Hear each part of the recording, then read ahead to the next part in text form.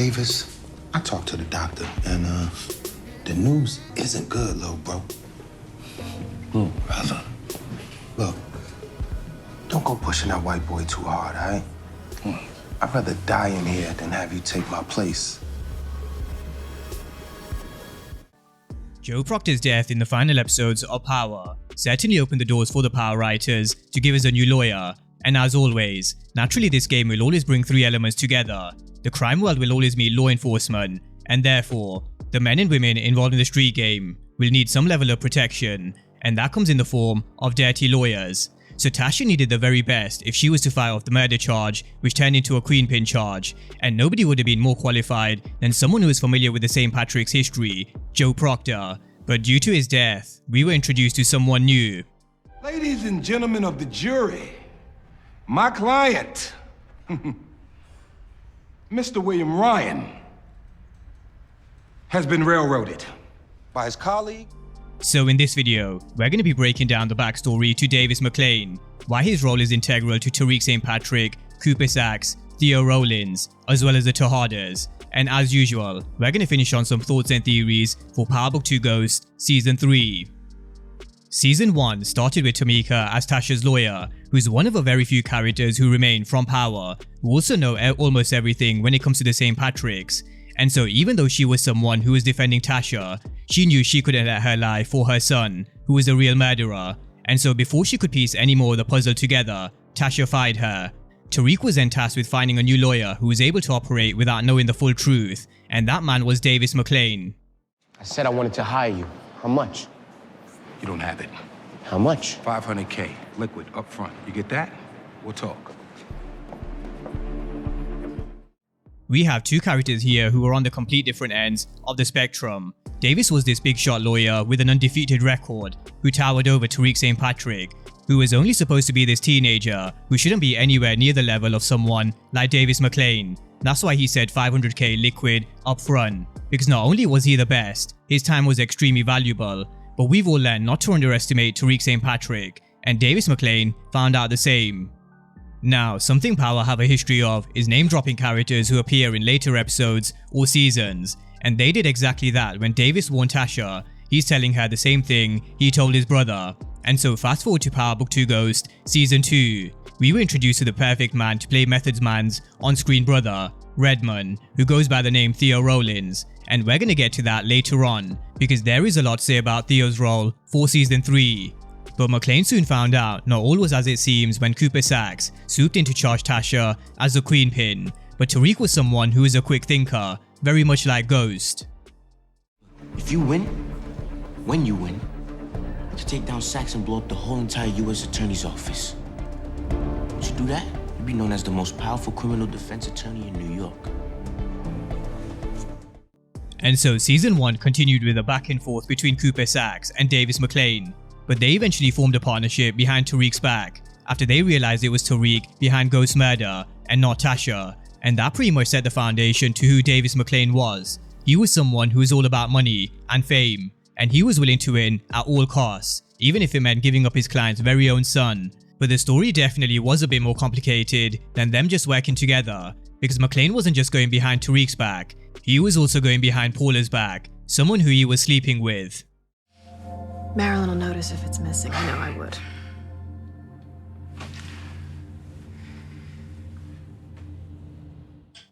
And again, this is something I'm gonna come back around to, which ties in with Davis Maclean's backstory, because Davis Maclean's wife is someone who I think will be introduced in Season 3.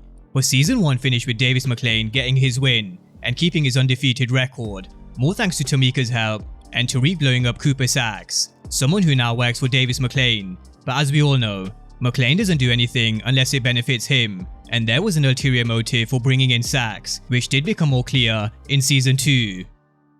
Season 2 started with Davis Maclean being crowned as the biggest defense attorney in New York after Tasha St. Patrick win, and a continuation from where we left off at the end of Season 1. He was working with Cooper Saxe, but as always, Tariq was always going to give Maclean a call.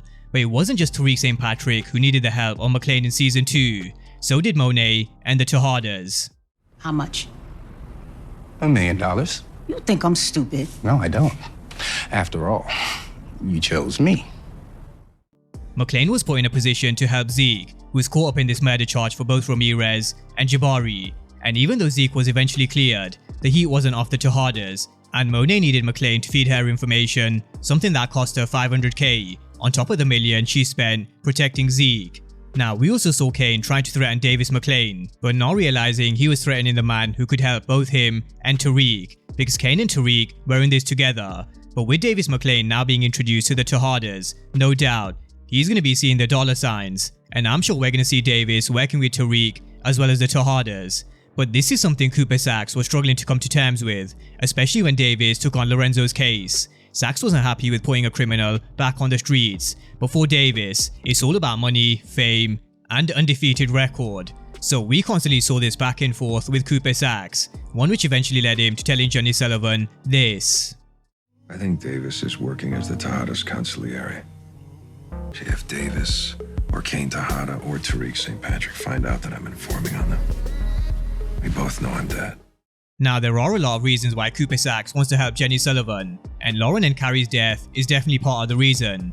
But this is something I'm going to come back round to, because this is going to play a pivotal role in the story for Davis Maclean, Cooper Saxe, and the Tejadas' future, as well as Theo Rollins. Now, before McLean was thrusted into protecting more criminals, we learned more backstory and how he had a history with Professor Carrie Milgram, someone who he blew up on the stand, and someone who Monet killed, making it look like a suicide.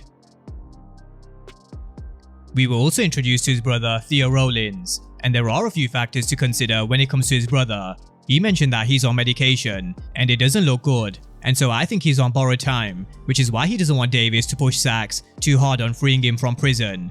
But not only because of his health. At the beginning of season 2, Theo made a point of how things could come out if he pushes Saxe too hard, but I'm sure we could all see it in McLean's face. He definitely feels guilt for Theo being in prison, because from Theo's original character description, it does say they could have been very well sitting on the opposite sides of this table, and with the emotion on Davis's face to the dialogue surrounding Davis Maclean being 4 inches taller than his brother, that was the evidence to tell us Theo's in prison for the manslaughter that Davis committed. At least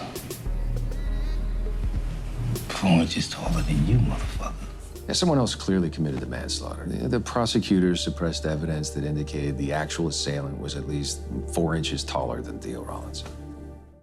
So as we enter season 3, one of the main key details that was revealed at the back end of season 2 was how McLean was 4 inches taller than Theo Rollins. Saxe also said the man behind the crime was also at least 4 inches taller, and so I fully expect Saxe to work on Theo's release, which will end up causing a few complications for Davis, because no doubt, Saxe will piece the puzzle together, and we all know he's a man who's going to be working with Jenny Sullivan. But this also ties in with the potential death theory of Cooper Saxe, as well as Davis Maclean's first defeat theory.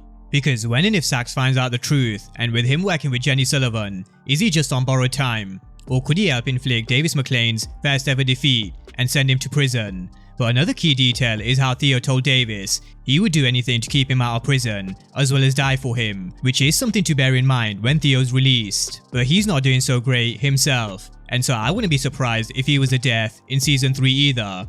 I also think we're going to learn more about McLean's backstory with the introduction to his wife, because Corny Kemp did say she has a perfect person to play the role, and they've also hinted at it a few times across both season 1 and 2. So Davis's backstory is something that will definitely be explored. And so with that being said, that's a breakdown of the backstory for Davis Maclean from what we know so far, and how he could find himself in trouble with Cooper Saxe, piecing the puzzle together, which could end up forcing Maclean's hand. Or will he taste his first ever defeat? Will we also see Cooper Saxe finally meet his death, as well as Theo Rollins? Because those two would be high up on my death predictions for Power Book 2 Ghost Season 3. So drop all your thoughts down below on all things Davis Maclean, and of course if you are new to the channel and you haven't done so already, then remember to smash the subscribe button if you want to see everything Power Book 2 Ghost and Power Universe related. But as always, thank you guys for watching, and I'll see you next time.